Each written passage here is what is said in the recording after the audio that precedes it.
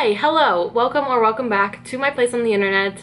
My name is Amanda and I post a lot of lifestyle content, including this video. So I'm going to be doing a get ready with me, which I don't know if I've ever done before. Yeah, so that's what I'm doing today. I have a lot of major life updates and overall life is just crazy these days. I don't even know what's happening half the time. What is life? I don't know. So I guess the biggest update I have is that now I'm living at my apartment full time, all the time basically.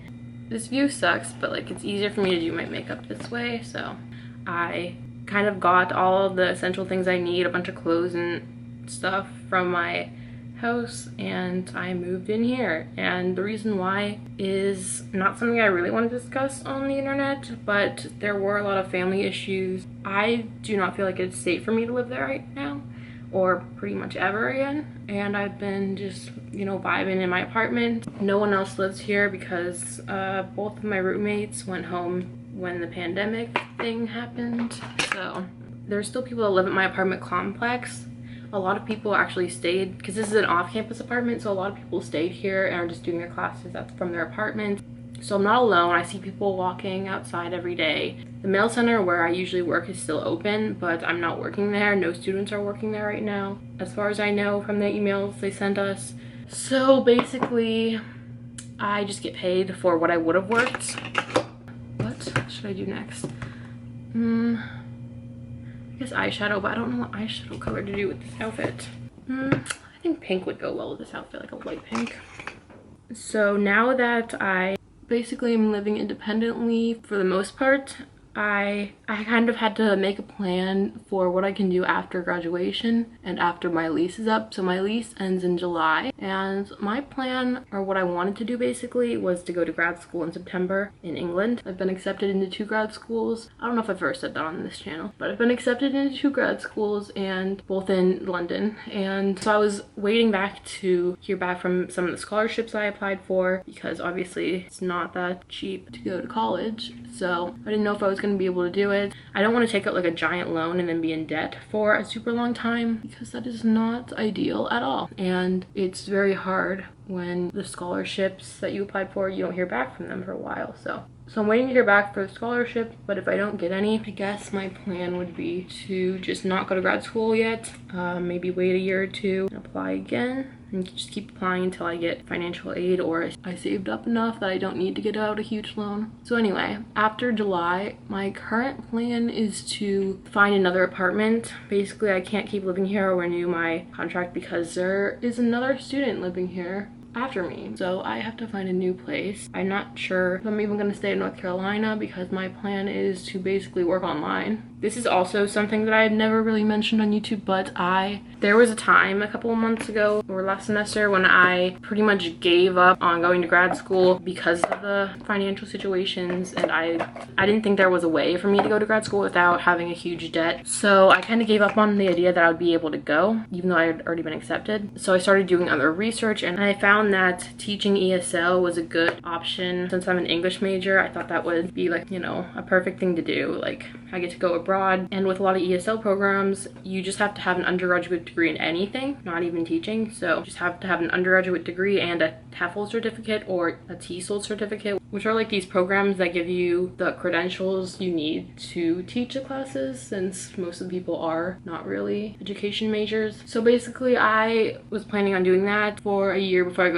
went to grad school and saving up a lot of money that way, and I purchased a TEFL certificate course. So I've been working on getting my TEFL certificate. I think after I get that, I'll be able to either find a company that lets you work without having an undergraduate degree, or just wait until I get my undergraduate degree in May and then start working full-time online teaching English to children. I think that's a really good path for me to go on now that I don't know when we're gonna be out of quarantine. So that is basically my entire life story. It has been a little challenging figuring out certain things on my own. Like right now I can't get mail. When I moved into my apartment, a different management was operating and they never gave me a key to my mailbox. So I always just use the on-campus mailbox, the mail center, which anyone can use because I work there. But now the mail center has limited hours, like only a couple hours a day. And I didn't want to like just order all my stuff there and then have to go at certain times. So I decided just to use my apartment mailbox, but I didn't have a key. So now I have to wait. I went to the post office to get my key and I have to wait for them to call me back when they have it ready, which is really frustrating because I have a bunch of things sitting in there.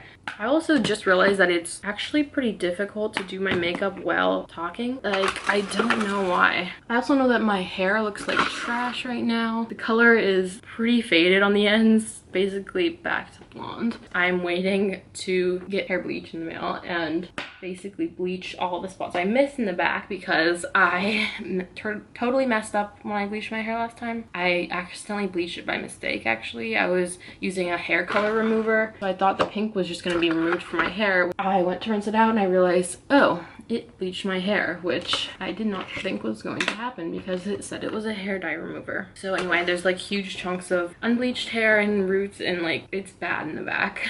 So I don't want to waste my dye until I bleach that, and then I can dye everything at once. So I cannot talk when I'm doing this. You know, it's pretty even.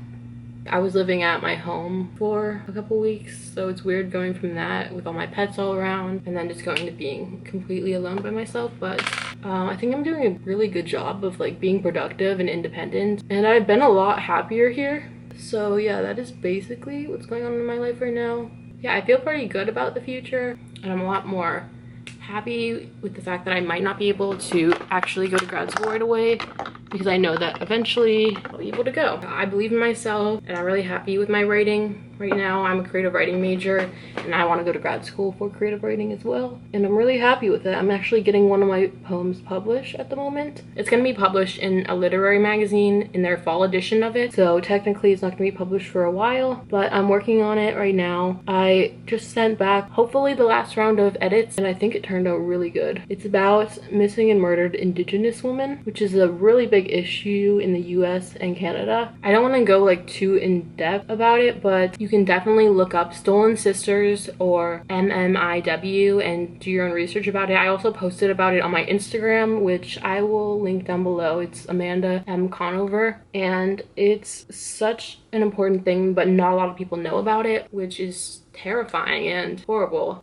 I really like writing about things like that, even though I am not Indigenous. I tried to be as respectful as possible. I had conversations with different people about what I can write as a white female. So the poem is not actually from the voice of a Native person. It's more of an educational and informational poem. I am really proud of it, and all my writing recently has been pretty powerful and strong, I think. So I'm really happy. I'm really looking forward to possibly making like a poetry collection in the future. You know, pouring my heart and soul into writing for a bigger reason, writing so that someone can relate, so that someone can be informed to help certain causes. I think that's really important for me. I've always felt really drawn to activism ever since I was like a child, even before I was vegan and had anything to care about. I used to notice the differences in how the girls and boys were treated in elementary school. Maybe, I think this was 6th grade, so I guess it was considered middle school. I remember I would make posters saying like, is this the 1930s again? I felt that girls were treated as less important and their opinions were less valid in classes. So yeah, I protested that a little bit. I used to like protest random things that I didn't like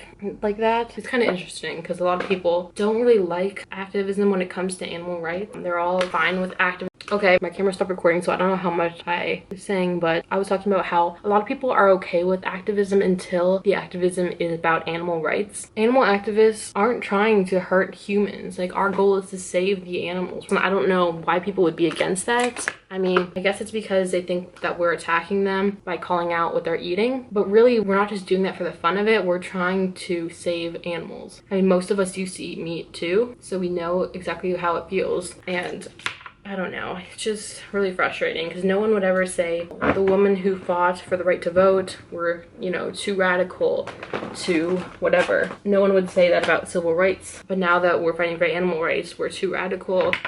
too direct, forcing our opinions on others. And it's not like that. It's not like that at all. We just want animals to be free. We'll leave you alone. You can eat whatever you want as long as it doesn't have a victim, as long as it's not taking children away from their mothers. It's really hard because every time I write about animal rights, I get those comments from classmates like, oh, you should talk about how not everyone can be vegan, how it's a privilege to be vegan. It's just like, I can't bring up every single aspect of veganism into everything I write. And it feels like these people are just undermining it. I think a problem when a lot of people say stuff like that is that you are basically erasing all vegans who are low income. There's a lot of low income vegans and you're erasing all of them from the narrative. You're erasing everyone who's a vegan who doesn't have the same privileges as you. I mean, there were people who have been vegan in prison, who have been homeless and vegan. There's so many different types of vegans and you're just erasing one whole narrative because you think that it is a privilege. And being vegan is a privilege, and it's a privilege that most Americans have, and we should be very thankful that we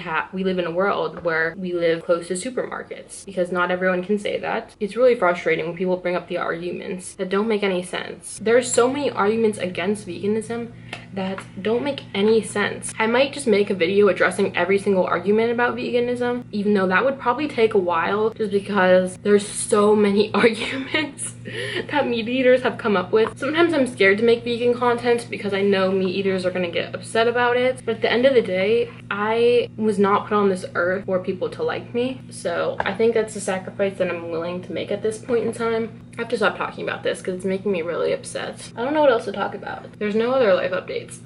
My bleach just came in, but I don't have a key to get it.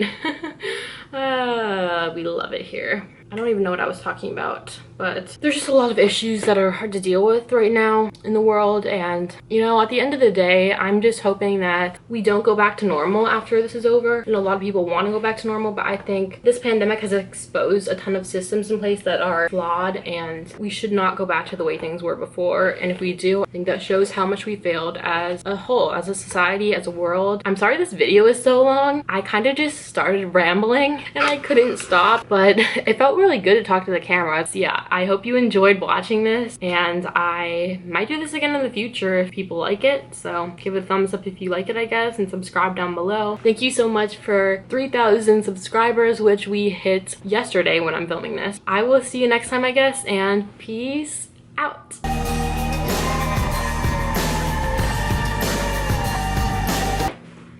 Hi. Hi guys, I'm filming a get ready with me today, and there's a hair on my camera. I hate it here.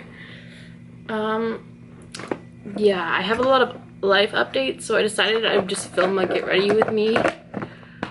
Also, I just kind of felt like getting ready. I've been up since, why am I just, I can't just ramble on this again. Okay.